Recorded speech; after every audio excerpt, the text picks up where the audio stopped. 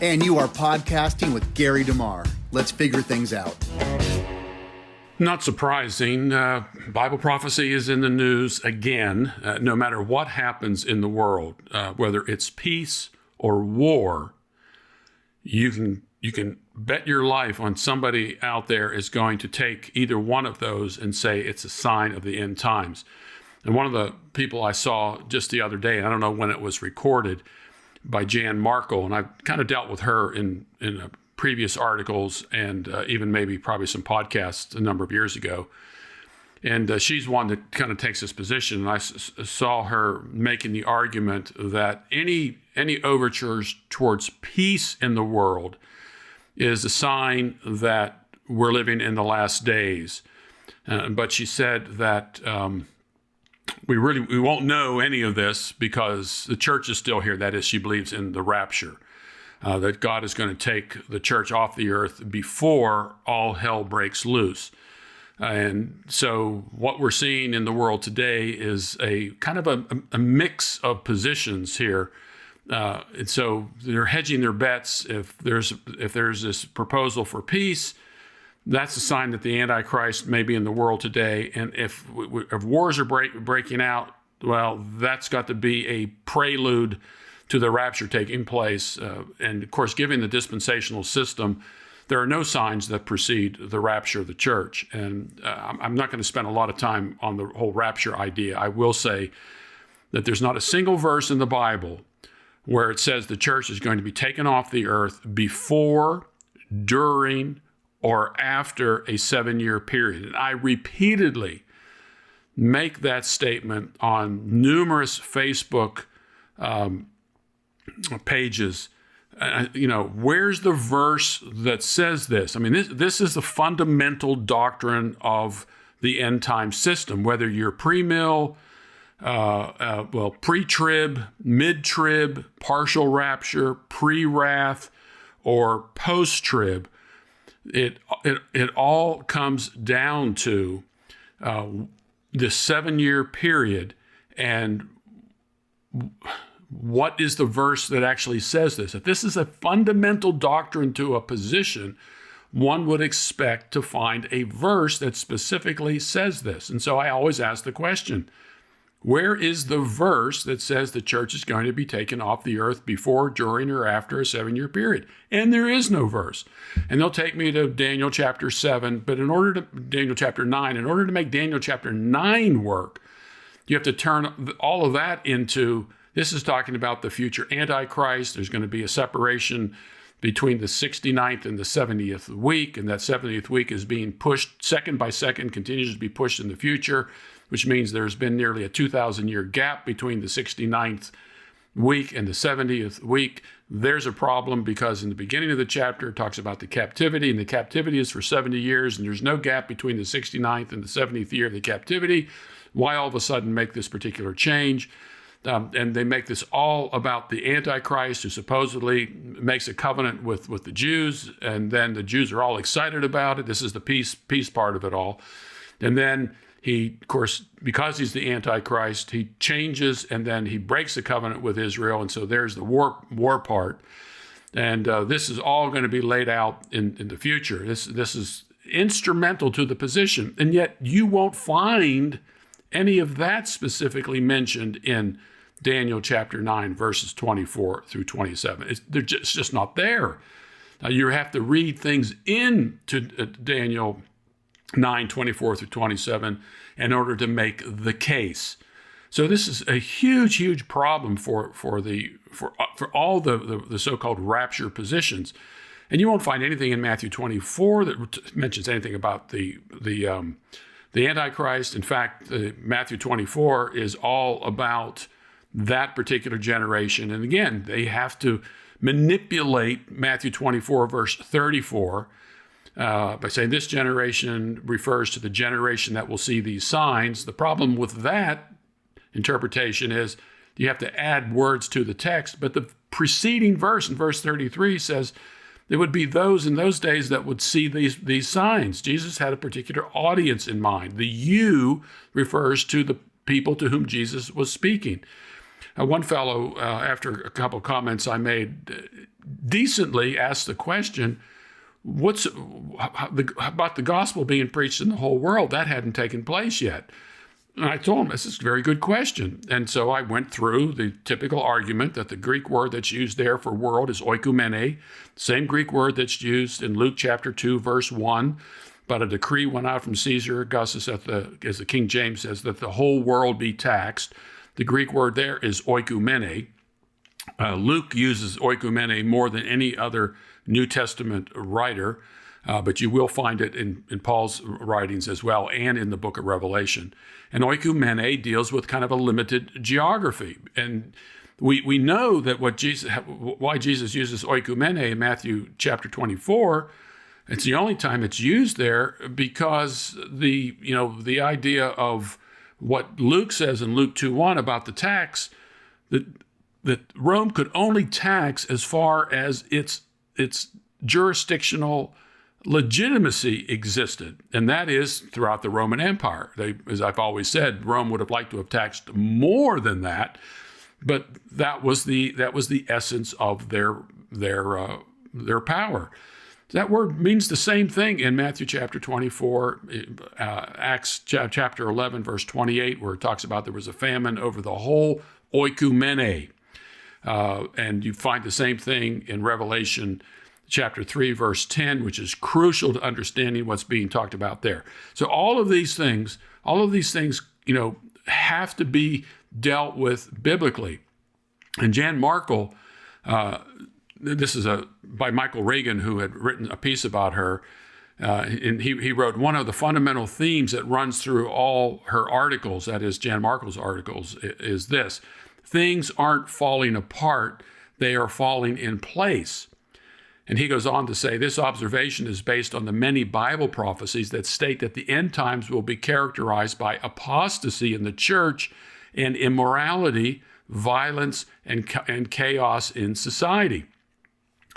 And then he references 2 Thessalonians chapter 2, verse 3, and 2 Timothy chapter 3, verses 1 through 5.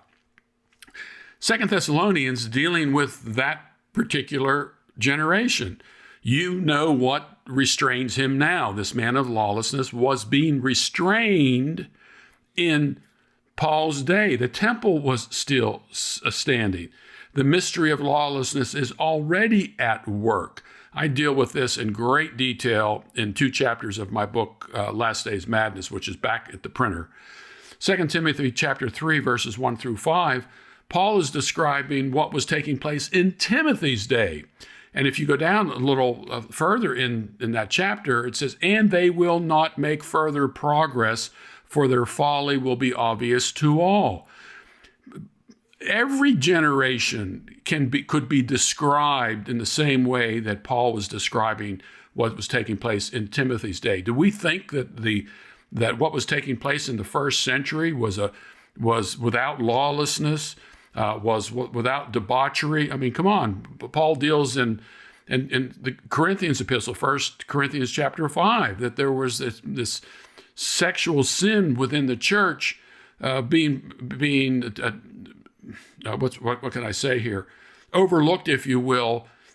And it was such that even the Gentiles wouldn't be doing this. But Paul was dealing with ethical and moral issues within the church in his day. And every generation has to deal with these types of things. And then Reagan goes on to talk about, he says, Jesus himself said that when he returns, society will be as evil as it was in the days of Noah. No, he does not say that.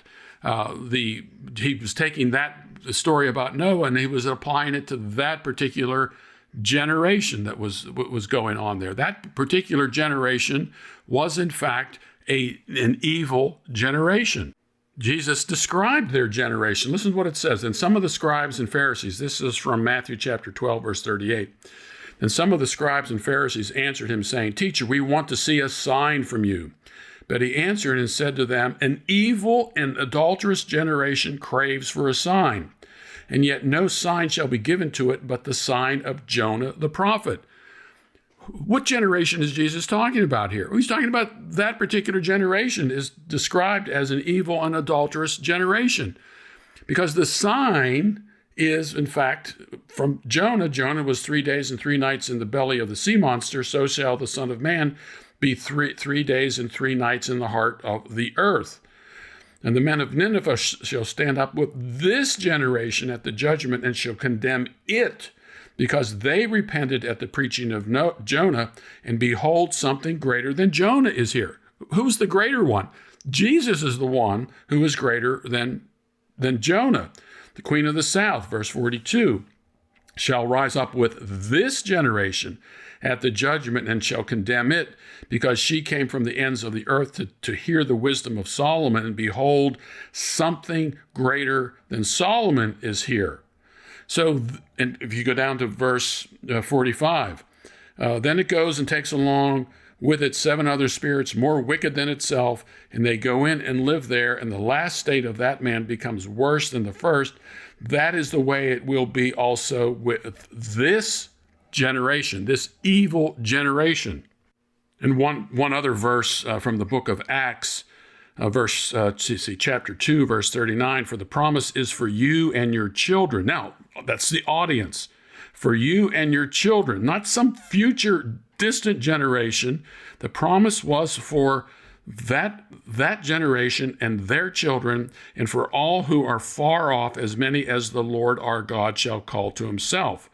Because the gospel, in fact, was going out through the entire world at that time, as we see in Matthew chapter 24, verse 14. And I'll just get back to that one in a moment.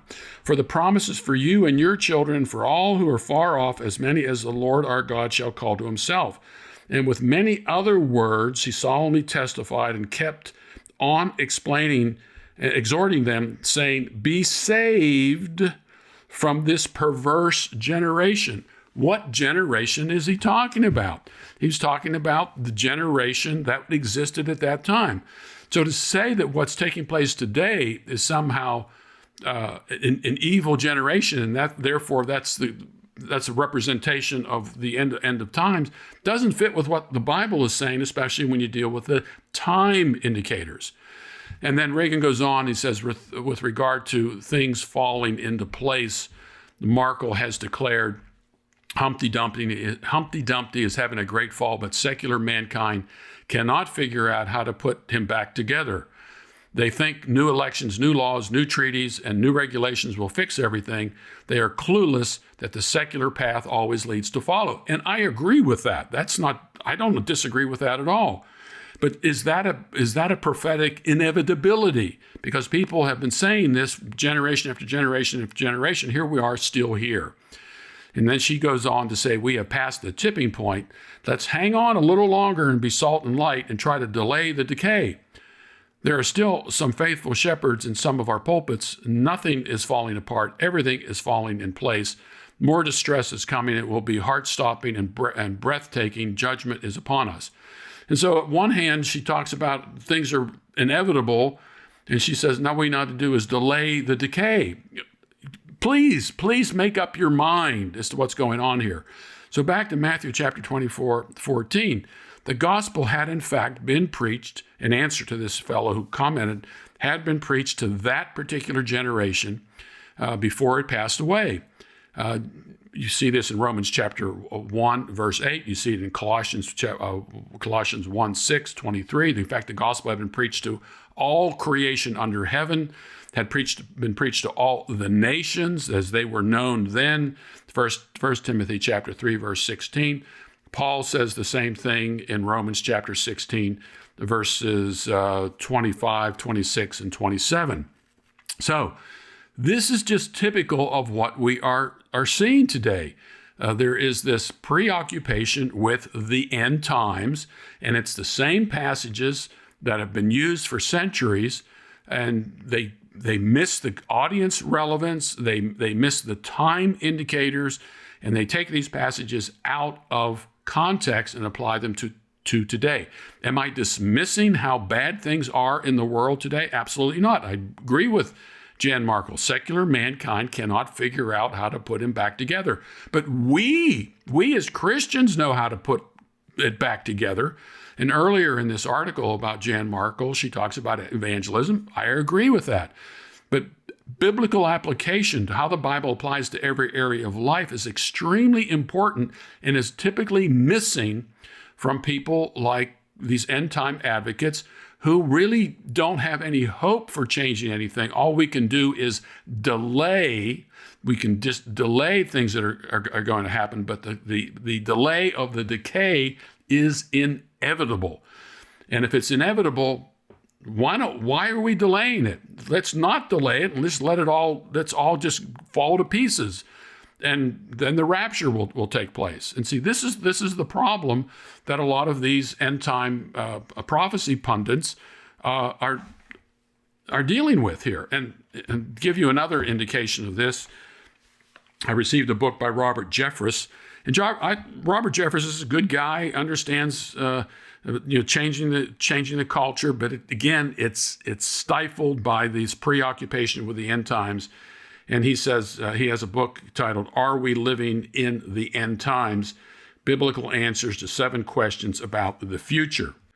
Jeffress follows the same kind of reasoning as Jan Markle and so many others. He says, even seasoned former Defense Secretary Bob Gates recently admitted, and I quote, "America is facing the most crises since World War II ended," close quote. And then Jeffress writes, "It certainly seems like things couldn't get much worse." Well, they may get worse, but they may also get better. But that doesn't fit the scenario, except for to say, well, they may get better, but that means the Antichrist is on the scene, and he's going to offer this deception. And then he goes on to say in Luke 21, verses 10 through 11, Jesus gave his disciples a glimpse of what the world will be like during the end times. Nation will rise against nation and kingdom against kingdom. And there will be great earthquakes in various places, plagues and famines, and there will be terrors and great signs from heaven. Again, I'm just shocked that people as smart as Robert Jeffress has either doesn't know different ways of understanding this passage historically and exegetically, or just dismisses it completely. As anybody studies the Bible knows, Luke 21 is not describing the end of the world. It's talking about the events leading up to and including the destruction of Jerusalem in AD 70. You'll even find the word oikumene used there when Jerusalem is surrounded by armies. It's the same language that's found in Matthew chapter 24. And then, like Jan Markle, he quotes 2 Timothy chapter 3, verses 1 through 5. I'm always kind of surprised that they stop there. They don't go down further in the text where it says, they will not make further progress, for their folly will be obvious to all, and read the rest of the chapter where Paul is giving this advice to the young pastor Timothy. And he says, look, while the world is falling apart around you, what you need to do is to go back and to remember what you were taught by your grandmother and your mother, and how the Bible applies to every area of life. In fact, all Scripture is God-breathed and profitable for teaching, etc., for the man of God might be equipped for every good work. Well, every good work to do what? To make application of the Bible to every area of life. That's why we study all of the Bible for, in fact, all of life. To top it off, Jeffress actually quotes Revelation 22, verse 7. It says, "Behold, I'm coming quickly. Blessed is he who reads the words of the prophecy of this book." So Revelation 22, 7 says, "Behold, I am coming quickly." That was written nearly 2,000 years ago. What in the world does quickly mean? In fact, if you go back to Revelation chapter 1, verse 1, it says these things are soon to take place. Verse 3 says, "For the time is near." And then you go to 22:6, 22:7, as he just reads here, and 22:10, which reiterate what the beginning of the book talks about. And it's amazing to me when I mentioned these time indicators. And what I did a study of all these time indicators: near, shortly, quickly, at hand. And I found that in every context, they mean soon, quickly, at hand, and near. Everywhere you go. And then you will find people who claim to interpret the Bible literally, say, well, time for God and time for us is different. One day is as 1,000 years to the Lord, and 1,000 years as a day. And I'm thinking, what? So every time you see a time word like this, it can mean its opposite. This is from people who interpret the Bible literally. If there's one thing we do know how these words are used, because they're used a lot in the New Testament, they refer to events that were soon to take place. The time was near, and I suggest you read these in other contexts. I deal with this in great detail in the reprint of my book, Prophecy Wars, when I do a critique of Ron Rhodes' new book on Bible prophecy, and I deal with all of his arguments and how he tries to get around what these words have to say. Stick to the text. If you say interpret the Bible literally, that means you got to stick to the actual literature that's being used in order to explain things. And this is something that is unfortunately not done. The last thing I'll deal with in this segment is the Isaiah 17 Damascus Bible prophecy supposedly is being fulfilled. And I'm going to read this. I wrote this, so just consider the date. I wrote this in 2013 originally. And here's how I introduce this. Because of the latest developments in Syria, prophecy prognosticators are coming out of the woodwork again. The same thing happened in 2011 when prophecy hobbyists were claiming that Isaiah 17 was being fulfilled right before our eyes. So this goes back to 2011. So you're talking 13, almost 14 years ago. And here's an example from a video that was uploaded on July 21st, 2011. Damascus in Isaiah 17 is going to be destroyed in one day. This is about to occur in our lifetime in just a matter of months. It's in the news, and everywhere you look, this is going to fulfill one of the biggest biblical prophecies of all time, ! Be ready for Christ's return after this occurs.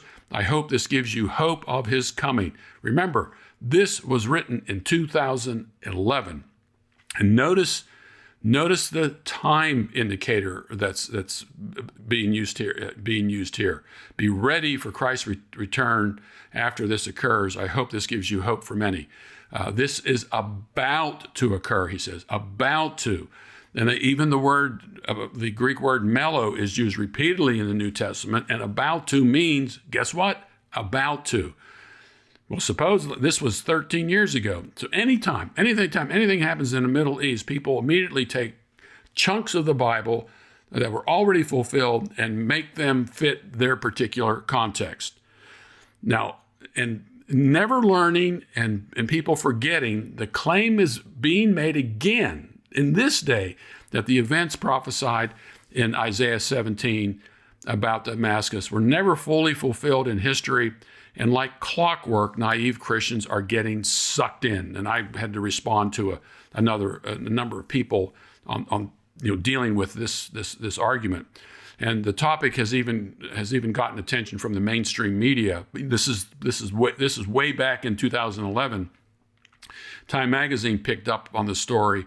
So did the Huffington Post, Mother Jones, and USA Today, among other media outlets. Glenn Beck's The Blaze has an extended article on the topic, why some people believe in these end-time verses. These end-time verses, Bible verses, could hold the key to the Syrian crisis. And I'll close with this. Surprisingly, Dr. Charles Dyer, who was a professor at the Moody Bible Institute in Chicago, argues that Damascus, and I'm quoting now, was destroyed in the 7th and 8th centuries BC. And I say surprisingly, since he wrote in 1991 the book, The Rise of Babylon, Sign of the End Times, in which he claimed that present-day Iraq is the Babylon of Isaiah 13. Now remember, that's 33 years ago that he wrote that book. And so the Iraq is the Babylon of Isaiah 13 and Revelation. That was his statement back then. He maintained that Saddam Hussein's building program was proof that Babylon would rise from the desert sands in fulfillment of Bible prophecy. And Dyer's book even had Saddam in a Nebuchadnezzar look-alike pose with the following caption: Saddam Hussein and the ancient world conqueror Nebuchadnezzar. Not only do they look alike, but their mission is the same: to control the world. And the symbol of this world domination is an ancient city, Babylon. And it's obvious because of this prophetic faux pas that Dyer has taken a different approach when it comes to the Damascus prophecy. And here's what he said. Isaiah 17 predicted the destruction of the city along with the destruction of the northern kingdom of Israel. Damascus was captured by Assyrians in 732 BC, and the northern kingdom of Israel fell when the capital city of Samaria was captured by the Assyrians in 722 BC.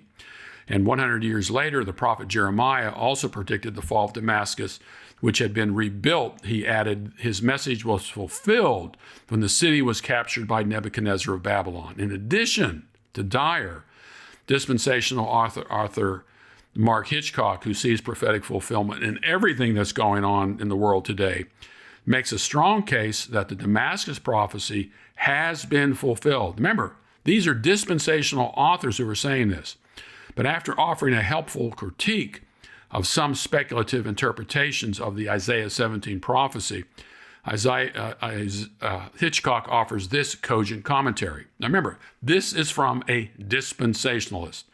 I believe it makes more sense to hold that Isaiah 17 was fulfilled in the 8th century BC when both Damascus, the capital of Syria, and Samaria, the capital of Israel, were hammered by the Assyrians. In that conquest, both Damascus and Samaria were destroyed, just as Isaiah 17 predicted. According to history, Tiglath-Pileser III pushed vigorously to the west, and in 734, the Assyrians advanced and laid siege to Damascus, which fell 2 years later in 732. And this is from Hitchcock's book, Middle East Burning: Is the Spreading Unrest a Sign of the End Times? Which Hitchcock would still say yes.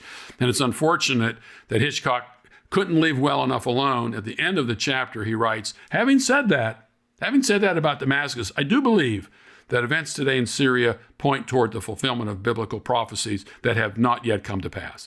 So here we are, folks, once again dealing with the same end-time speculation. It is a problem. We need to get away from it. It's dangerous. It's unbiblical. Study your Bibles. If again, my book's Last Days Madness will help you through all of this. My upcoming book on Prophecy Wars, which should be out hopefully before Christmas, deals with this. I have an extended article on the Damascus issue in that book, plus a critique of Ron Rhodes's use of the prophecy of the time text and so forth. So once again, prophetic speculation. We'll read this 20 years down the road. The world would have changed. We don't know what it's going to be like, and you'll still have people dismissing what they wrote 20-some years ago, 30-some years ago, in the case of the late Hal Lindsey, more than 50 years ago. And it's unfortunate that it goes on today. Thanks for podcasting with Gary DeMar. Please subscribe and share this with anyone you think really needs to hear it.